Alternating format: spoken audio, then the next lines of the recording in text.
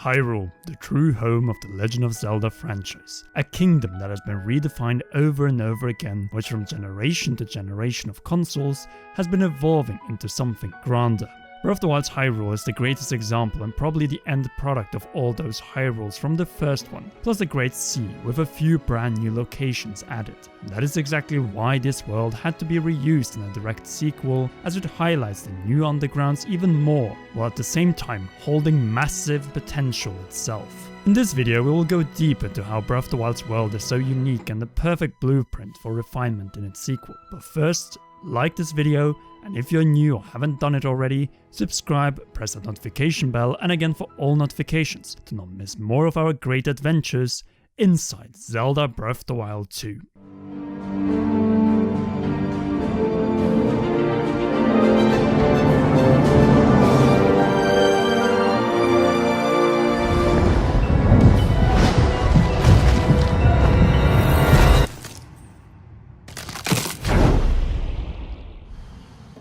The Map of Breath of the Wild's Hyrule, a masterpiece in game and map design, and has the most variety seen in any video game period when it comes to its 8 provinces, highlighted by creating a champion masterworks, with grassy fields, lush forests, majestic mountains of the rocky, snowy and volcanic kind, thunderous and canyons, massive deserts, tropical rainforests, gorgeous lakes and rivers, and a long stretch of coast with 3 seas. More importantly, Breath of the Wild didn't restrict us from exploring its every nook and cranny, from any perspective we wished, whether it was in the air with the paraglider, on land by foot, horseback, sand seal, or Master Cycle Zero if you bought the DLC, and raft in its waters and air if you use balloons. Well, with the exception of underwater exploration, which Breath of the Wild sequel will likely change, especially after what Horizon added for its sequel. Still, for the most part, you were able to explore freely in the 4 cardinal directions, both on the surface and in the air. Well, until you reach the edge of the map, that is. But within the 8 provinces we could do what we wanted, and normally that wouldn't mean much, but it was the real-life organic approach to the world of Hyrule that revolutionized video games along with the physics-bending possibilities that made the provinces of Hyrule such an amazing playground that simply would take too long to recreate in a new map and location to deliver us another Zelda Breath of the Wild-like adventure on the Nintendo Switch. Not only were they trying to implement every known landscape from past Zelda games into this game, they would also let us players break the rules whether we were in Eldin, Gerudo or Necluda. Still, it seems that the Zelda team deliberately left some rather empty provinces in terms of lack of divine beasts and longer main quest lines tied to that specific province. You see, out of Hyrule's 8 official provinces, 3 of them, or nearly 40% of the map, was underused in Breath of the Wild. We're naturally pointing to the eastern provinces that can be greatly expanded and redefined with new landmarks, characters and content in Breath of the Wild 2, and those are from north to south, Akkala, Necluda and Faron. These provinces had less of an impact on the gameplay, though it can be argued with Necluda as it, and then especially Kakariko and Hatena Village, were closely tied to the regaining of memories and restoring lost features to the Sheikah Slate. In other words, Necluda was prominent despite not having its own divine beasts, but instead had the main Sheikah and Hylian settlements. At the same time, Necluda has its own Spring of Wisdom, and one of the 3 dragons found in Breath of the Wild, Nadra, which was corrupted by malice, much like the Sheikah technology. A sign of things to come? Perhaps. But from a story perspective, the Spring of Wisdom was completely optional, and we don't even know if visiting it is considered canon based on Breath of the Wild's true ending, where Link is wearing the champion set and the Master Sword rather than the heroic set of the Wild. The same goes interestingly for the Spring of Power, which is guarded by Dinral in Akkala, and the Spring of Courage, which is guarded by Farish in Faron. 3 provinces without their own divine beasts, but completely optional shrine quests, and springs tied to the virtues of power, wisdom and courage. Exactly the same virtues as the 3 pieces of the Triforce, and Demise's hatred, the blood of the goddess, and the spirit of the hero. Something tells us that Akkala, Necluda and Faron didn't have divine beasts for a reason, as these provinces will likely shine like never before in Breath of the Wild sequel. Central Hyrule, on the other hand, was a wasteland in Breath of the Wild. As we all know, it had the Great Plateau with the final trial, and obviously Hyrule Castle. Though the latter appears to be leaving, as we saw in the reveal trailer of Breath of the Wild 2, and the Sheikah landmarks may not even be functioning anymore, based on the same scene in the reveal trailer.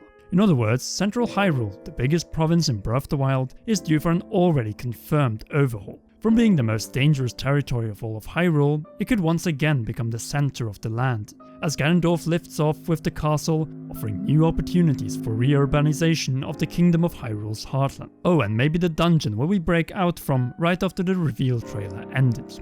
Thanks to the true ending of Breath of the Wild, we also know that the Divine Beasts are no longer functioning, which means that the 4 provinces of Lanayru, Eldin, Hebra and Gerudo will need a replacement for the Divine Beasts. Will there be actual dungeons within or underneath Zora's domain, Death Mountain, Hebra Peak and the legendary Arbiter's Grounds, or maybe another Yiga adventure?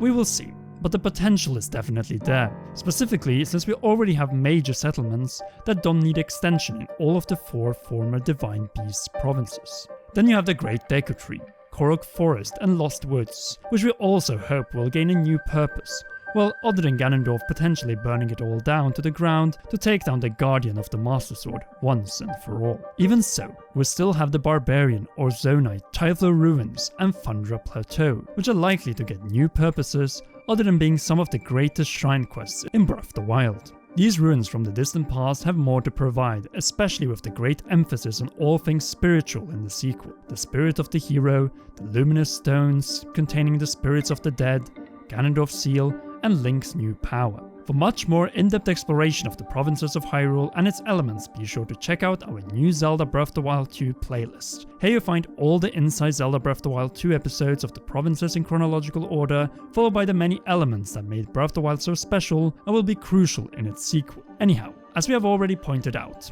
changing the existing world of Hyrule is entirely possible, giving it new purpose, landmarks and even dungeons. A continuation of the construction on the foundation they set in Breath of the Wild. And this isn't something we're simply stating, but an actual will from the Zelda team to continue working on the magnum opus, the Map of Hyrule. We have the Great Plateau that is great, but needs a new purpose. The rest of Hyrule that is absolutely incredible through its physics engine and changing weather, but which also needs a little extra to elevate it beyond what it currently provides and finally give us a better dessert, as the seas of Hyrule were greatly limited and empty. Then I will also throw in the somewhat underwhelming Divine Beasts, which lacked variety in its interior designs and enemies. Then again, they were machines, so we couldn't exactly expect a den of monsters inside of them. The only thing the Zelda team needs to do is to take away the fewer elements that did not surpass previous installments. Too much rain, Divine Beasts, and no rewards for all them Korok seeds. But luckily for us, that has nothing to do with the world and landscapes itself. In the previous episode, we went over how the Zelda team can redefine the seas of Hyrule by expanding them and adding new islands. But its mainland can also be changed by simply cooking it up differently and adding some new ingredients,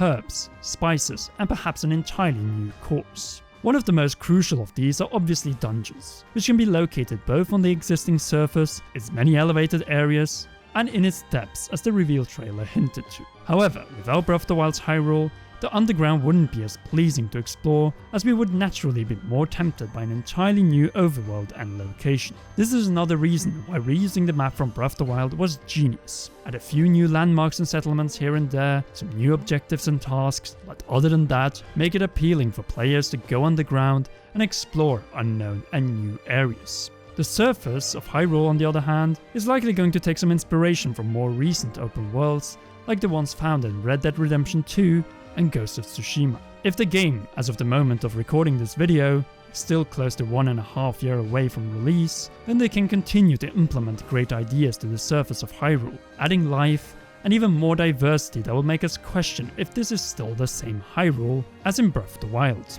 That is the beauty of a direct sequel set in a post-apocalyptic world that is eager to heal its century-long wounds. Malice that has corrupted and put Hyrule under Ganondorf's control through the many eyes of Malice, or more precisely, Ganondorf's eyes. And obviously there has been numerous rumors stating that we could see way more Malice blocking our path, and thus turning Hyrule into a more linear experience at first, before opening up again.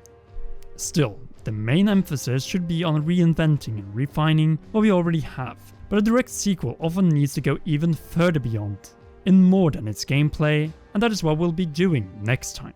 So if you haven't already, be sure to leave a like, subscribe for more Zelda Breath of the Wild 2 and Nintendo videos, and press that notification bell and again for all notifications to not miss any of our great videos. We're pushing for 300k subscribers in our realm, and we want you to join the charge for it. Also, be sure to check out one or both of these two awesome videos.